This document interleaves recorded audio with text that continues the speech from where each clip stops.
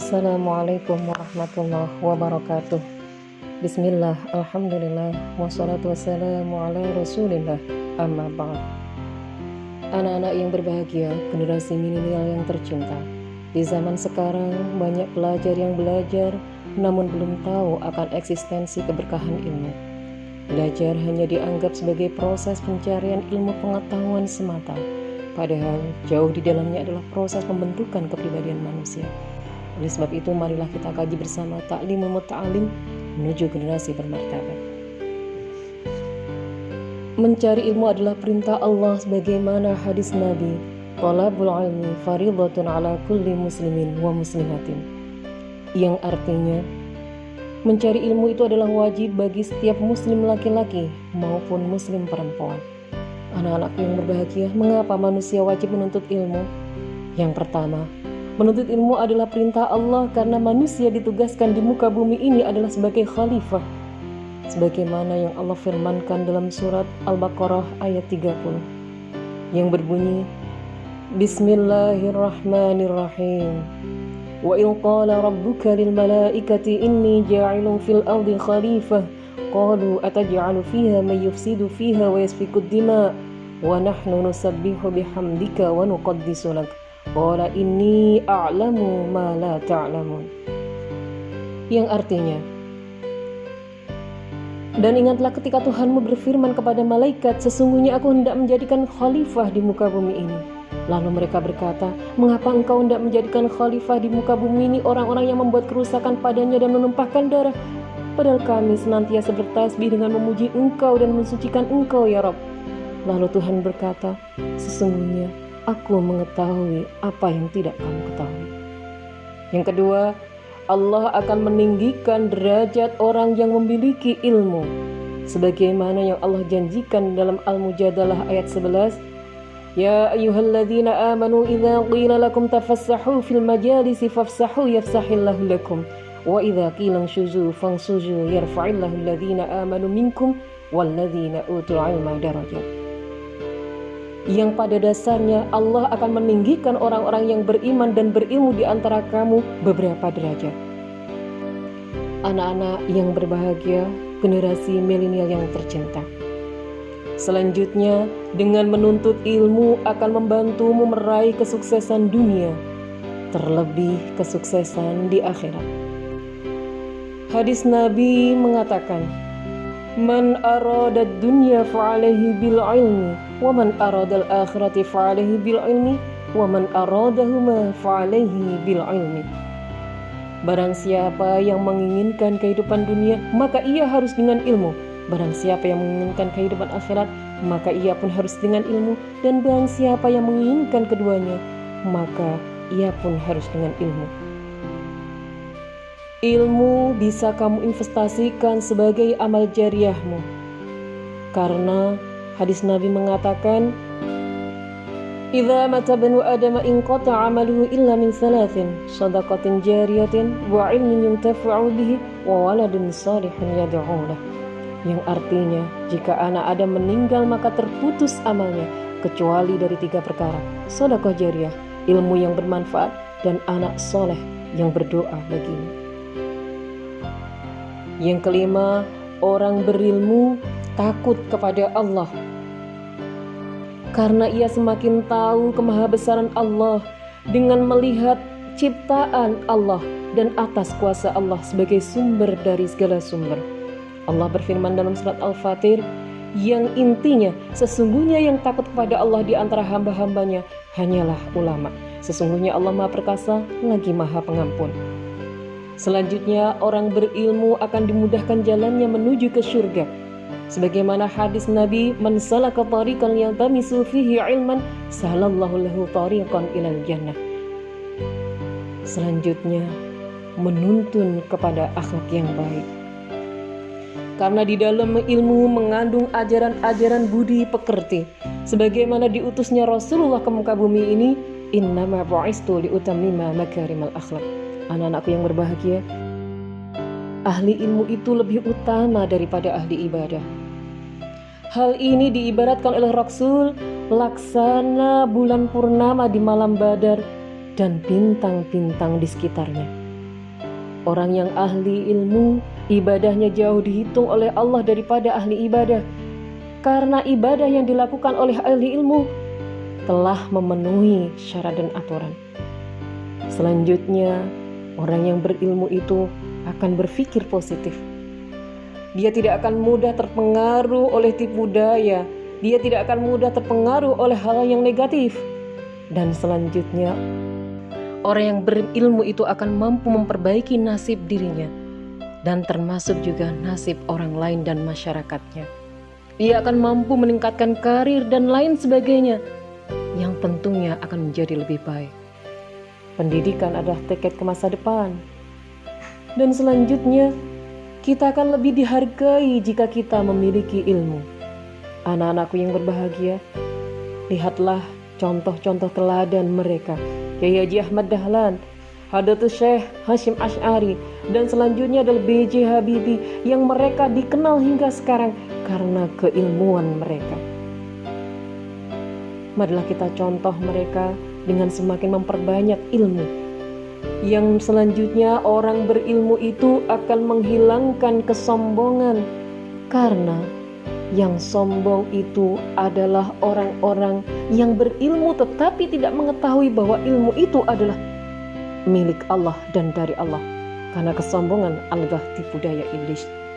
Anak-anakku yang berbahagia, apa syarat mencari ilmu? Mari kita kaji berdasarkan kitab Ta'limul Muta'allim.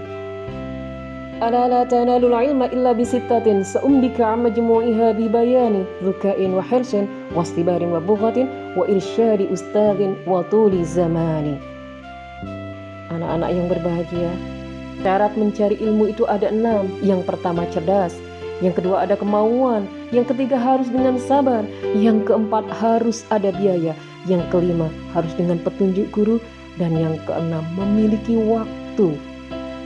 Tidak spontanitas kita akan memperoleh ilmu itu. Cerdas. Siapakah orang yang cerdas itu? Orang yang cerdas adalah yang berpikiran terbuka. Mereka mampu melihat sesuatu dari banyak sisi dan selalu menerima adanya kemungkinan lain. Dan mereka sangat pandai menyelesaikan masalah. Dan oleh Allah, manusia telah dibekali akal sebagai tempat media mengasah kecerdasannya. Anak-anakku yang berbahagia, dengan kecerdasan yang kita punya, jangan kita sia-siakan. Selanjutnya, ada lagi orang yang paling cerdas. Siapa ya Rasul? Suatu saat sahabat bertanya. Akhirnya Rasulullah menjelaskan, manusia yang paling cerdas di hadapan Allah adalah manusia yang banyak mengingat kematian dan paling semangat mempersiapkan diri dalam menghadapinya. Oleh sebab itu, mencari ilmu pun harus kita kembalikan kepada mengingat akan Allah dan mempersiapkan diri kita untuk bekal di hadapan Allah nantinya. Anak-anakku yang berbahagia, syarat selanjutnya adalah kemauan atau cita-cita. Seorang yang ingin mencari ilmu hendaknya dengan kemauan yang kuat, dengan kesungguh-sungguhan yang nyata. Manjada wajada. Pemenang tak akan pernah berhenti, dan yang berhenti tak akan pernah memenang. Kita semuanya dalam mencari ilmu, jangan pernah putus asa. Sungguh-sungguhlah di bidang apapun. Yang ketiga, sabarlah dalam menuntut ilmu. Seorang penuntut ilmu itu pasti banyak cobaannya, pasti banyak rintangannya. Bila kamu tak tahan lelahnya belajar, persiapkan kamu menanggung perihnya kebodohan.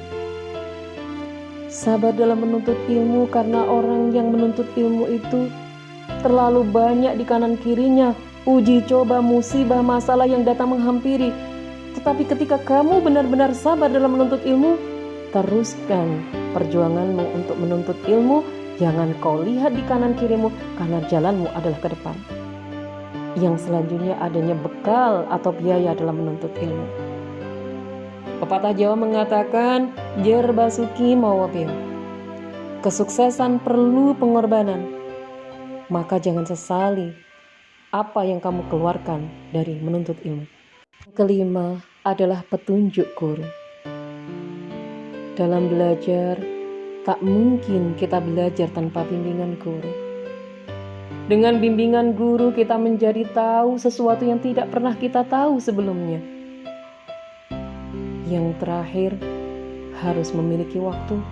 Dalam menuntut ilmu harus berproses, bertahap dan berjenjang, tidak serta-merta dalam memahami ilmu. Maka, pandai-pandailah kamu memanage waktumu. Sampai kapan seseorang harus menuntut ilmu? Anak-anakku yang berbahagia, Rasulullah menyampaikan dalam hadisnya, utlubul ilma minal mahdi ilal lahdi, carilah ilmu sejak bayi hingga kuliah lahad. Jadi tidak ada kata terlambat dalam menuntut ilmu, dan bekal ilmu itu sangat kita butuhkan sejak manusia lahir sampai ia dikuburkan. Anak-anakku yang berbahagia, lalu bagaimana etika kita di dalam menuntut ilmu? Karena banyak siswa, banyak pelajar yang belum tahu etikanya di dalam menuntut ilmu. Dalam kitab Ta'limul Muta'alim yang pertama, kita harus tahu hakikat ilmu dan keutamanya. Ketahuilah bahwasanya setiap muslim dan muslimat itu tidaklah wajib mempelajari ilmu, tetapi ia diwajibkan mempelajari ilmu yang akan dilakukan, yaitu ilmu yang diaplikasikan di dalam kehidupan. Yang kedua, dalam menuntut ilmu, perbaiki niat kalian. Niat yang pertama harus mencari ridha Allah. 2, ingin kebahagiaan akhirat. Yang 3, memerangi kebohongan, kebodohan, mengembangkan agama. Dan yang kelima, syukur nikmat atas akal dan kesehatan. Yang ketiga, hati-hati dalam memilih guru, ilmu, dan teman. Guru yang dipilih yang pertama hendaknya berilmu tinggi. 2, memiliki wirai.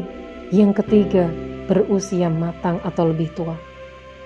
Karena mereka ini nantinya yang akan memberikan ilmu kita secara baik. Yang selanjutnya adalah memilih ilmu. Bagaimana seharusnya kita memilih ilmu? Jangan sembarangan di dalam mengambil ilmu. Ilmu yang bermanfaat, ilmu yang mudah diaplikasikan dalam kehidupan sehari-hari, dan ilmu yang sesuai dengan keinginan kebutuhan kita, itulah ilmu yang bisa kita pilih. Perhatikanlah di dalam memilih teman, karena teman sangat berpengaruh. Sahabatmu di dunia kelak akan menjadi sahabatmu di akhirat, maka lihatlah kepada siapa engkau duduk dan bersahabat. Jangan hanya kau senang kepada temanmu yang hanya suka diajak bersenang-senang, tapi tak pernah mengingatkanmu pada kebaikan. Yang keempat, bagaimana kita menghormati guru dan ilmu. Menghormati ilmu dan menghormati guru adalah salah satu kunci keberkahan. Murid adalah hamba sahaya dari gurunya, maka baktikan dirimu untuk gurumu. Maka muliakanlah gurumu, maka taatilah gurumu, agar ilmumu bermanfaat kelak. Banyak yang melupakan ini. Banyak yang semena-mena terhadap gurunya. Banyak yang mengabaikan pula apa yang diperintahkan gurunya. Berhati-hatilah. Anak-anakku yang berbahagia, yang selanjutnya ketekunan, kontinuitas, dan minat di dalam belajar. Pekerjaan hebat tidak dilakukan dengan kekuatan, melainkan hanya dengan ketekunanlah ia bisa berhasil melakukannya. Yang keenam, awali belajar, ukuran, dan urutannya dengan baik. Kalau ulama-ulama terdahulu biasa mengawali pembelajarannya di hari Rabu, termasuk pula saat ini. Kemudian, kadar ukuran belajar adalah semampunya, namun teratur, dan harus runtut. Yang ketujuh, tawakallah dalam mencari ilmu.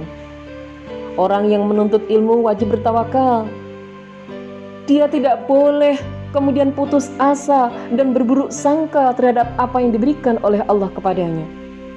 Karena tawakal adalah kunci keberhasilan yang sering dilupakan oleh manusia.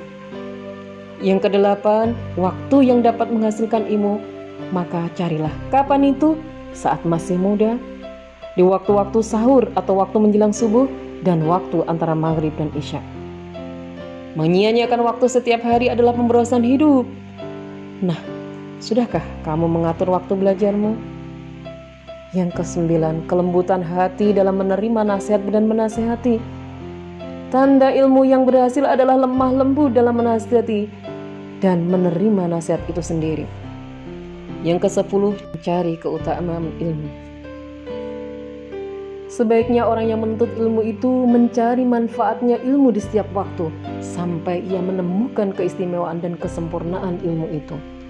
11. Wirai ketika menuntut ilmu.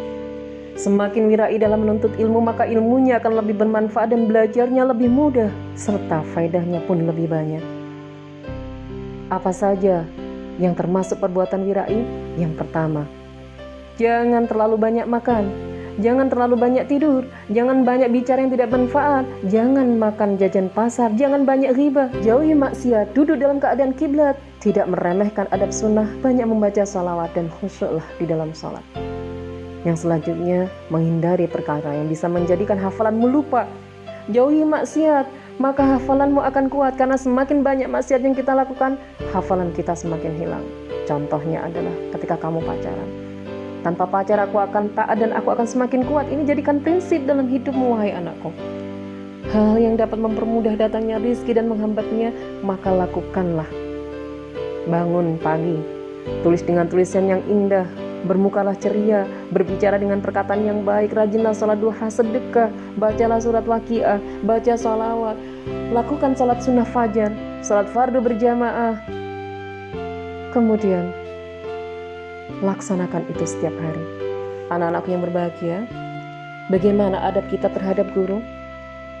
Lihatlah, tidak berjalan di depan guru. Kita sering mendahului mereka. Tidak menduduki tempat yang diduduki oleh guru, tidak mendahului bicara ketika guru tidak mengizinkan, tidak bertanya dengan pertanyaan yang membosankan guru, tidak mengganggu istirahat guru, tidak menyakiti hati, fisik, dan nama baik guru. Jangan duduk terlalu dekat dengan guru, menghormati keluarga guru, mendoakan guru baik ketika beliau masih hidup maupun telah tiada, dan seringlah berziarah ke rumah guru atau makam guru. Namun masih banyak yang terjadi saat ini. Kita lihat fenomena bagaimana seorang murid yang berani terhadap gurunya.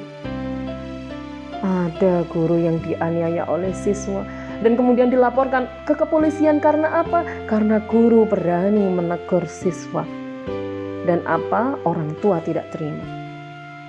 Anak-anakku yang berbahagia, bagaimana tuntunan para pencari ilmu?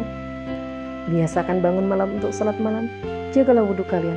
Belajar di permulaan antara maghrib dan isya, perbanyak puasa sunnah, perbanyak membaca salawat Nabi yang akan memudahkan kita di dalam menuntut ilmu nantinya.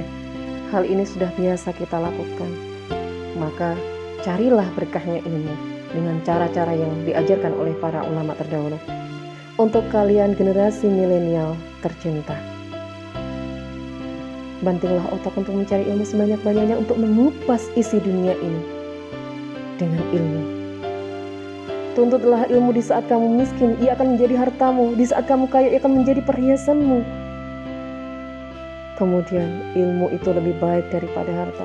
Ingat, ilmu akan menjaga engkau dan engkau menjaga harta. Harta itu akan berkurang, tetapi ilmu akan senantiasa bertambah.